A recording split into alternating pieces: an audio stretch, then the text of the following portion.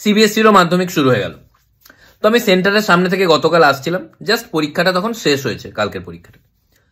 আমি এমন একটা দৃশ্য দেখলাম, আমি দাঁড়াতে বাধ্য হলাম, না দাঁড়ালে আমার কন্টেন্ট মিস হয়ে যেত।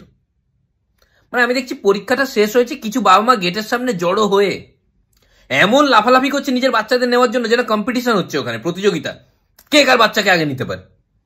বাচ্চা বেরোয়নি, মানে মাঝ রাস্তায় আছে, গেটের কাছেও আসেনি, ওখান থেকেই লাফাচ্ছে, এই তো বাবু, এই তো বাবু, ওই তো বাবু, এই তো এখানে, কেমন হলো পরীক্ষা। আমি বলি, ও কি গেটের সামনে এসে বোবা হয়ে যাবে? গেটের কাছে আসুক, এসে বলবে, এখান থেকেই তাকে বলে দিতে হবে কেমন হলো পরীক্ষা। 30-40 জন ওখানে জড়ো হয়ে নিজেরাই ভিড় করে নিয়েছে, নিজেরাই আলোচনা করছে, আজ প্রচন্ড ভিড় হয়েছে না, খুব ভিড় হয়েছে, ওখানে লাফালাফি করছে, যেন বাচ্চাদের 5 মিনিটের জন্য বাইরে বের করবে, যে না নিতে পারবে আবার ভেতরে ঢুকিয়ে দেবে। মানে ক্লাস 10-এর ছেলে মেয়েদের নিতে এসছে, দেখলে মনে হবে যে ক্লাস 1-এর ছেলে মেয়েকে নিতে এসছে। কিচ্ছু বাইরে বেরিয়ে কাউকে খুঁজে না পেলে কাঁদতে শুরু করে দেবে যেন। আর কিছুজন বাচ্চাকে অত ইনোসেন্ট ভাবে, ও ক্লাস 10-এর বাচ্চাকে।